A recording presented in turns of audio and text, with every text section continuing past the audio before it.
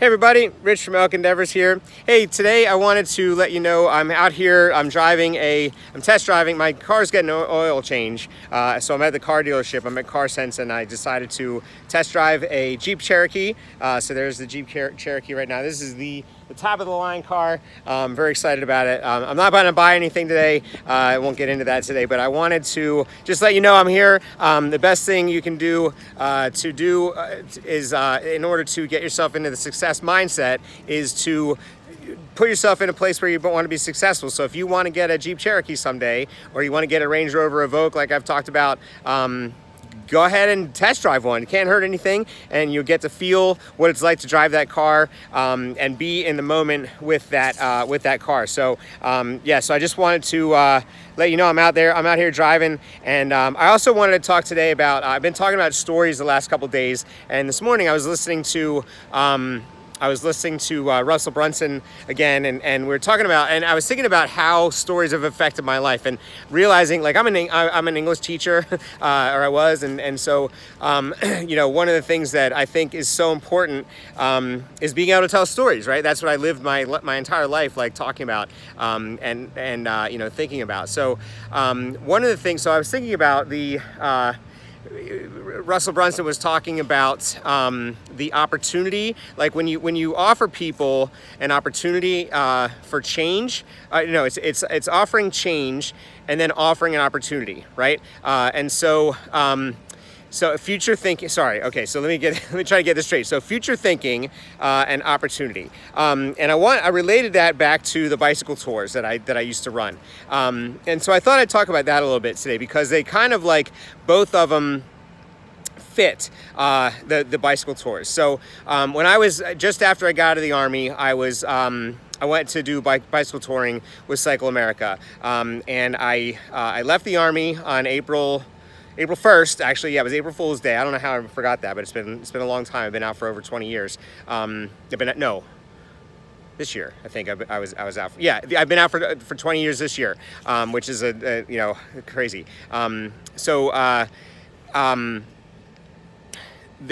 went from the Army on April 1st, and then I moved from Savannah, Georgia, and then I went home for a little while, and then I went out to Cannon Falls, Minnesota, which is a little farming community in Minnesota, and began my bicycle journey, which was to then drive to San Francisco in a U-Haul truck, and then ride my bike all the way to New York City before trying to figure out what to do with my life.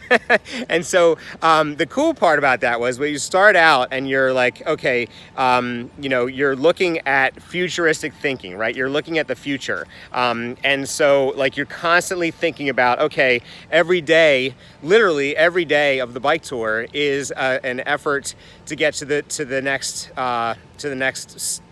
town, which takes you closer to the finish line, right? And so you get the whole thing not about the journey, and there's all that, and so it's really not about this, but, like, I thought it was a really good way to connect the futuristic thinking, like the things that you have to think about. And when you're trying to sell, when you're trying to promote a product or get someone to invest in the 4% Success Challenge, you have to think about, like, what the future holds. Like, what is the 4% Success Challenge going to do for me for the future? And that's where the Jeep comes in, right? Sorry for the quick pan there. But, like, the Jeep, that's my future, okay? It's not my now, but it's my future, and it's my near future. So, like, so symbolically, like, looking like it's getting closer, right? So when I was on the bike tour, we started out in San Francisco, and it was a really like, I had never ridden my bike more than 40 miles at a time, and that was pushing it. And Savannah, like, when I lived in Savannah, it was really, really flat. So 40 miles on the flats was really easy. And so I got out to California, and like I learned with bike touring, you don't train for a bike tour when you're directing the bike tour. You don't have time to train. You're getting ready for the bike tour. So you're working from, you go to bed at 9 or 10 at night, you get up at 5 o'clock in the morning, and you just continue working because you're preparing and making sure that all these people that are coming and depending on you to get them to the next place are, they're depending on you, right? So you have to be prepared. So you don't have time to go out and do a 2-hour bike ride to train. You just have to, once you get there, then you have to ride. And so got out to California, but like every day was a day that literally like pointed us to New York. And the whole point was to get to New York. Like the finishing of the tour was getting to New York. So we got to, you know, we rode through California, and that was a bear. I had no idea how hilly and mountainous really California was, except for the Sierra Nevadas. I knew those, you know, I knew they were there, but it never really I had never seen mountains that that enormous. Like I grew up on the East Coast, so like the Appalachian Mountains they're big, but like they're not the Rockies. And so you know, climbing the Rockies on a bicycle, you know, you're doing 25, 30 mile mountain climbs on a bicycle, and then riding downhill, you know, 50, 60 miles an hour, and I wasn't prepared for any of that. But anyway, you got through California, then you get to Nevada, and Nevada, there are no towns.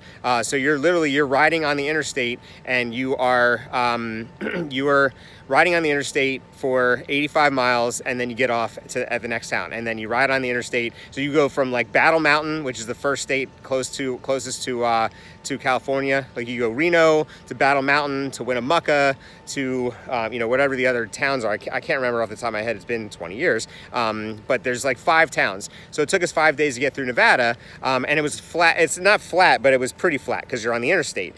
So the interstate follows the train tracks, which follows the flats. Then you get into Utah, and Utah was you had the salt flats, right? Which was the salt flats are amazing. If you've never been to the salt flats, definitely go and see the salt flats. If you go, you know, want to go to Salt Lake City, see the salt flats, and then you get into the real Rocky Mountains. And then trying to get through to Colorado, and then you get to Kansas, and you're in the middle of the country. Like there's a point we pass like the geographic middle of the United States, which is really cool. I think it was in Maryville, Kansas. And then you make a quick left, which is north, up to Lincoln, Nebraska, which is about 90 miles north. And then you keep on going, right? And so we got to it. So everything was future. Everything was getting to New York. That was the whole point. And so everything you're constantly thinking about the future. And as you're working with affiliate marketing, but especially with something like the 4% Success Challenge, where you're trying to get a result and you're trying to change your life, right? You want to be thinking about the future. It's not the now. It's not improving on your past life. Like my past is my past. Right? Like I don't care about the past. I don't care what's happened. I don't care like where I've been. I use it to learn, but ultimately I have moved away from it, right? Now I'm just so totally focused on my future, right? That's why that Jeep's back there. And on a bike tour, you're totally focused on getting to the end of the bike tour, and you want to enjoy it, but like it's like you're not able to focus on anything else because you came out and you're completely engrossed in the bike tour. So you're not, you know, there weren't people that were like running businesses on the phone. That we didn't really have cell phones back then. So I mean, I said back then is 20 years ago. It's 1999, right? There weren't cell phones like there are now. I mean, actually, I can't imagine being on the tour right now because, I think I would be obsessed with a cell phone. Not obsessed, but like it would keep me too connected, because ultimately what you wanted to be was disconnected on the bike tour. So, but it was constant future. Get me there. What are we going to do? What are we doing today to get to New York, right? And that was the biggest thing. That what are you doing today to get to New York, right? And if financial independence and personal growth, if that is your New York City, and I don't want to place it on New York, because that just happens to be where we ended. But I also did 3 other tours from Seattle to Boston. And, the whole thing was like, what are we doing today to get us to Boston? What are we doing today to get us to New York? And every day that was the goal until about 3 weeks prior to the end of the tour. And then we started talking about opportunity, right? So it was future thinking all the way through the bike tour, and then about 3 weeks before the end of the bike tour, when people started seeing the end coming near, there was fear, there was reality set in, and I'll talk about that tomorrow. So join me tomorrow. Definitely join me tomorrow. If you're interested in the 4% Success Challenge, always click the link below. Let me know how I'm doing. Let me know how this story's working for you. And I'm really excited to bring you the sort of mini conclusion tomorrow about what the opportunity was when it all came down to it, about 3 weeks out from the end of the tour. So thanks a lot for watching, and I hope you have a great day.